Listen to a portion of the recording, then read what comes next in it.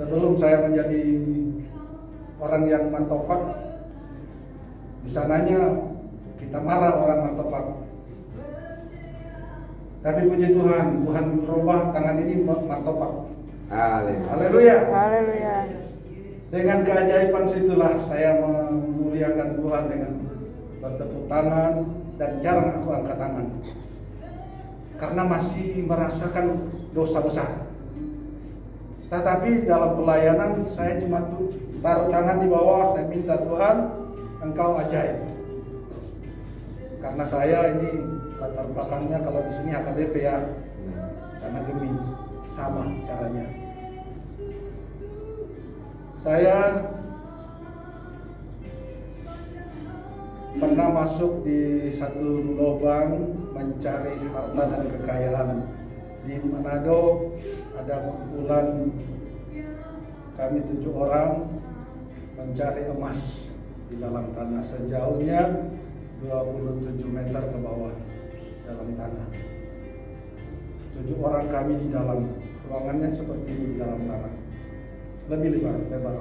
Terus ada di tengah ada tiang, bukan tiang api, batu. Karena ada orang masuk dalam, dia korek batu satu, ambruklah dia punya pintu, tertutuplah. Pada waktu itu tertutup di dalam, kayak semua lampu sudah mati dan oksigen itu maksudnya apa itu sudah tidak ada udara lagi, mati semua lampu, senter sudah habis, sudah sesak napas. Saya berteriak, saya waktu itu belum tahu tentang Tuhan, tapi saya bilang, Tuhan tolong saya. Berkali-kali saya teriak, Tuhan tolong, Tuhan tolong. Yang 6 orang itu teriak, Max, baru kali ini kau teriak Tuhan. Mereka tertawa di dalam. Tapi setelah itu saya diam. Kalau memang Tuhan punya rencana aku mati di sini. Waktu aku diam, ada bunyi di dalam di mana aku duduk. Ternyata di bawah saya kira-kira ada 50 cm. Di bawah rupanya ada orang di bawah. Berarti sudah ada 28 meter ke bawah. Ada getaran saya dengar. Lalu saya tusuk ada besi, apa namanya itu yang untuk linggis. Saya tusuk langsung masuk keluar angin. Bisa dengan Tuhan terima kasih. Semua terus berteriak, oh kau puji Tuhan katanya. Saya bilang, kamu tertawa tapi saya berteriak sama Tuhan. Disitulah saya keluar dengan luar biasa. Mulai dari situ saya tidak masuk lagi di lubang. Saya pulang kampung, saya sudah takut. Kayaknya itu Tuhan panggil. Saya pulang kampung.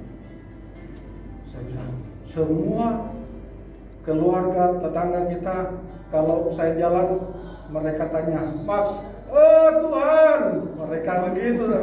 Jadi saya bilang, tak apa-apa. Tapi Tuhan tolong, Tuhan. Saya pernah tahu bagaimana cara Tuhan, sehingga saya pada waktu itu masih bodoh sekali. Sedangkan mau berdoa nggak tahu. Tapi saya bilang, saya mau belajar firman Tuhan. Saya cari-cari. Saya pergi di Manado, katanya sekolah kita sudah ditutup. Di Lamongan sudah ditutup karena sudah lewat waktu. Cari di Tomohon, GSDA. Saya bilang, banyak teman, masuklah katanya. Saya bilang, saya tidak mau. Saya pulang. Belum rencana Tuhan kayaknya. Tetapi ternyata ada seorang, kalau ada yang mau belajar firman, mari. Puji Tuhan, ada hamba Tuhan angkat bawa. Saya pikir cuma di Manado. Saya tidak tahu, naik kapal, namanya kapal Tiatira dulu. Wah, sampai di Bengkalis. Disitulah saya sudah menerima Tuhan, tetapi Tuhan proses. sudah diproses. Di situ saya disuntik oleh ampai. Tahu ampai? Saya mencari, karena ada hamba Tuhan dari Kalimantan namanya Yopi. Saya sudah cuma tahu namanya Yopi. Dia datang untuk cari laut. Kita pergi di laut. Ternyata belum dapat ikan, sudah dikorek oleh ampai. Orang bilang situ 3 hari kalau nak turun demam, ubur-ubur. Semua jadi gatal dan jantung sudah sesak. Saya bilang kalau Tuhan punya rencana mati, berarti Tuhan tak sanggup. 3 hari masih demam, keempat hari puji Tuhan keluar lendir-lendir di sana. Puji Tuhan. Itu belum sekolah, tapi Tuhan tolong pulang siantara. Saya bilang puji Tuhan, ajaib Tuhan ketika Dia bawa aku sampai ke siantara. Pulang ditabrak motor Tiger, terlempar 7 meter. Ini lutut ini seperti lidah yang dipotong. Rencananya apa? Saya mau pulang karena saya bodoh. Saya tak tahu melayani Tuhan. Saya bilang saya mau pulang. Saya sudah bungkus baju saya mau pulang. Ternyata ditabrak dari belakang. Langsung terbelah dia. Pergi 2 bulan tak bisa berjalan. Saya bilang, oh Tuhan, ini rencana. 2 kali adu kambing. Saya bilang, Tuhan kok begini? Iya. Saya proses memang luar biasa. Saya bilang, udah saya akan mau pergi. Pulang masuk Tanjung Pinang, sekolah Alkitab angkatan 2. Selesai balik lagi di Bengkalis. Bengkalis pergi di Pulau Rupat. Di Pulau Rupat saya bantu pekerjaan Tuhan. Bangun gereja, bikin mimbar. Saya kerja. Sementara bikin, karena waktu itu pakai skap bukan pakai ketamik. Ternyata di bawah ada ular bakau. Dia punya gigi ada seperti harimau. Dia patok saya. Orang bilang 2 hari mati. Jantung saya sudah sesak. Saya bilang, saya bantu pekerjaan Tuhan kok saya begini. Ular sudah. Waktu saya sudah menggigil, saya bilang mau kemana? Bidan jauh. 10 kilo baru jumpa. Matilah aku di jalan. Saya berdiam diri. Kalau memang ini rencana Tuhan, matilah aku. Dia ada suruhan di dalam hati. Coba kau, memang ularnya saya sudah potong 3. Dia bilang pergi ambil ular untuk ular. Ambil, kau pegang. Saya pegang. Nggak sampai berapa menit, saya lepas. Keluarlah. Saya punya badan ini langsung berbau ular. 1 bulan berbau ular terus saya. Itu keajaiban Tuhan. Orang sana bilang pasti mati 3 hari, tapi tidak mati. Saya bilang ini keajaiban, mujizat Tuhan terjadi. Ya, saya ditolak, banyak ditolak. Saya bilang saya mau melayani. Pergi di Bengkalis buka pelayanan. Tuhan pakai.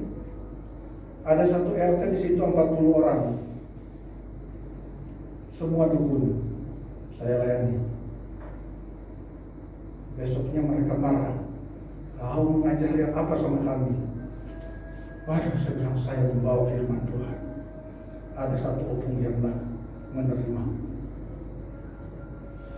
Dia bilang, kau nak boleh lagi kau datang ke sini.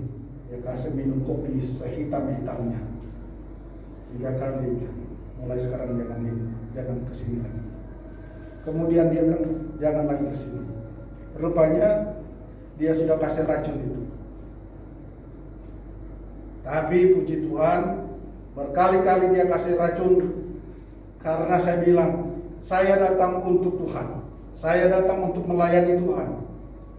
Saya masih belum nikah. Saya bilang, keajaiban Tuhan, mujizat Tuhan pasti terjadi. Puji Tuhan.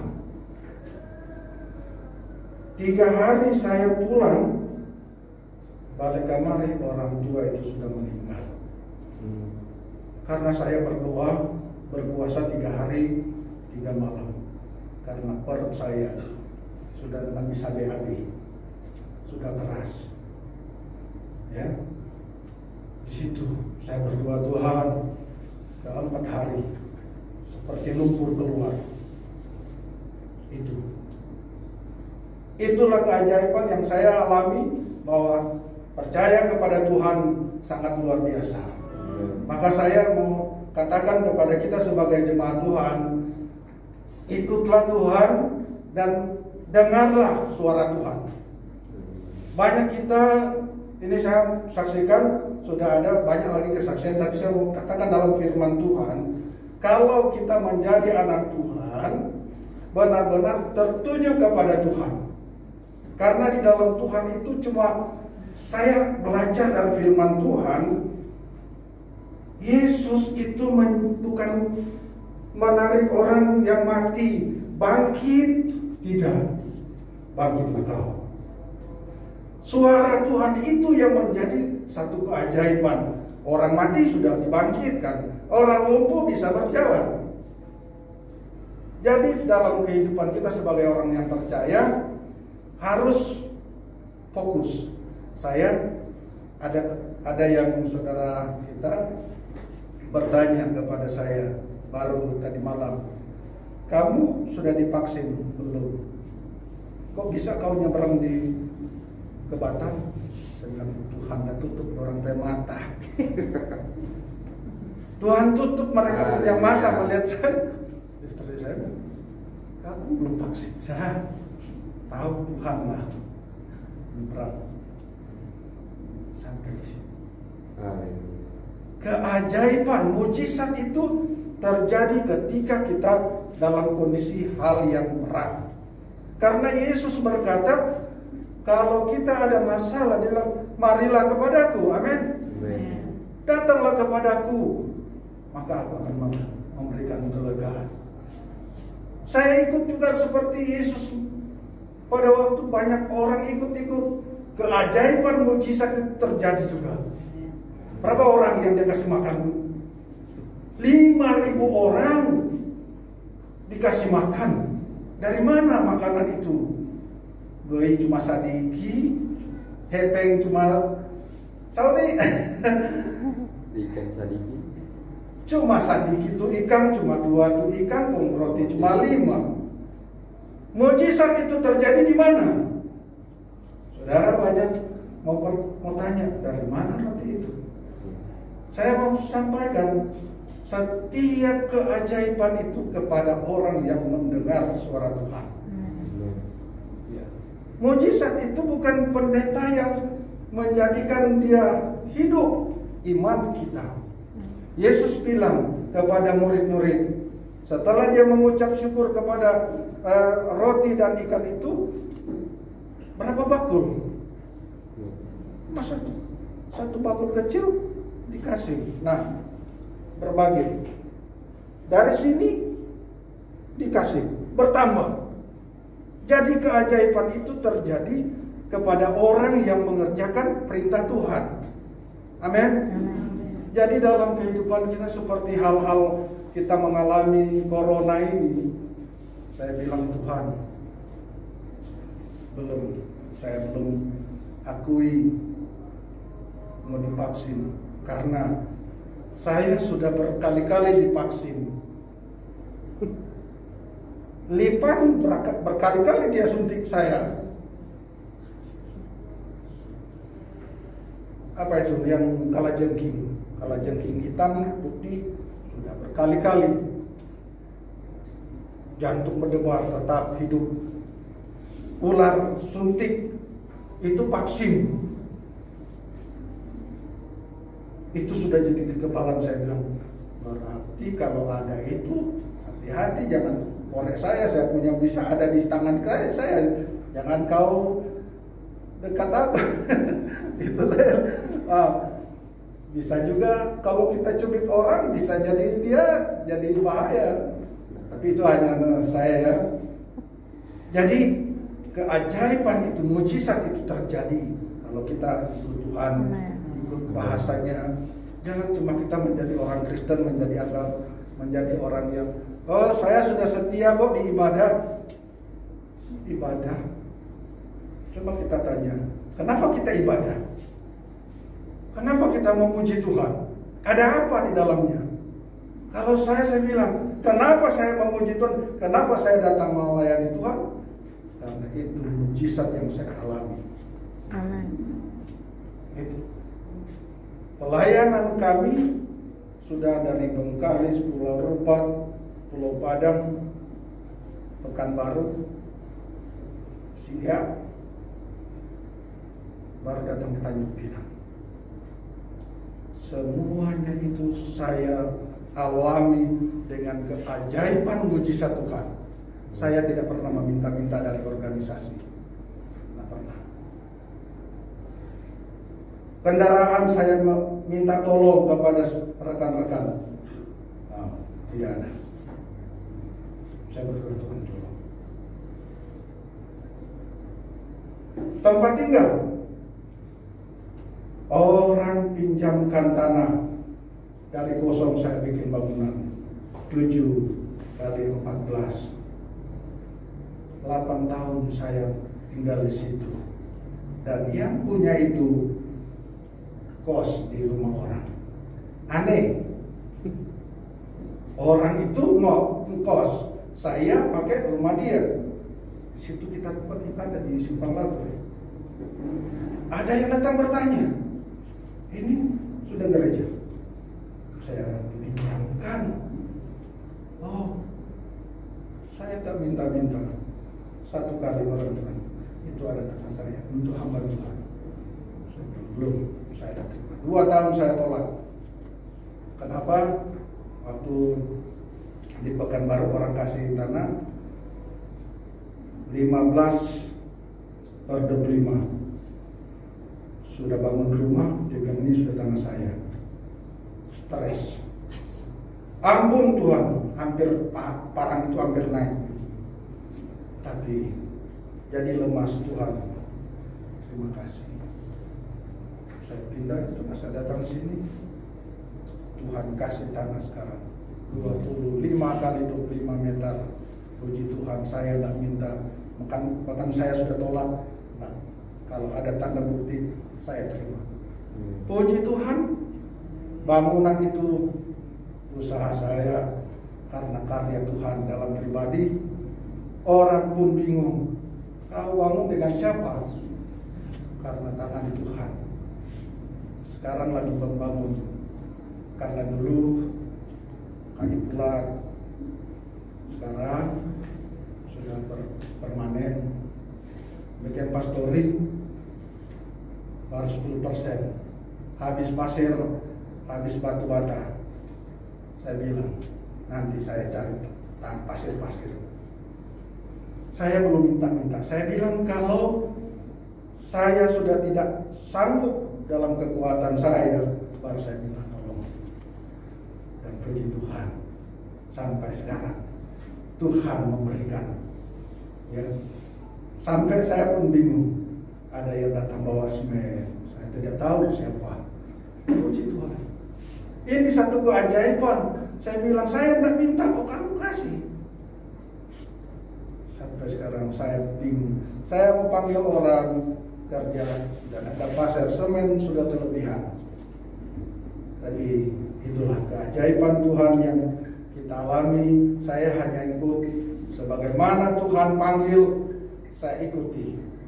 Karena di dalam nama Tuhan Yesus ada keajaiban. Kalau kita cuma dengar Yesus, engkau baik, tapi kita tidak melakukan kebaikan itu, sia-sialah kita ibadah. Ya. Karena keajaiban mujizat itu terjadi waktu kita melakukan perintah Tuhan. Amin. Amin. Jadi dalam kehidupan kita mengalami hal-hal corona ini, jangan kamu takut, jangan khawatir. Gembala selalu bilang, jangan takut dan jangan khawatir. Berkali-kali hamba Tuhan mau menyampaikan, tapi kita penakut. Ya, banyak pendeta-pendeta juga zaman sekarang ada yang sudah berapa kali vaksin. Saya bilang saya belum. Ya, gembala ini, kau harus vaksin. Tunggu, karena kita sudah divaksin. Vaksin di sini ular, kalajengking. Ya.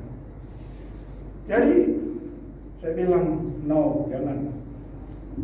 Karena keajaiban Tuhan, saya bilang kalau saya ikut di sana berarti saya sia-sia dengan Tuhan. Tuhan yang tahu. Selagi kita hidup, selagi kita sehat, percaya Tuhan. Jangan ragu.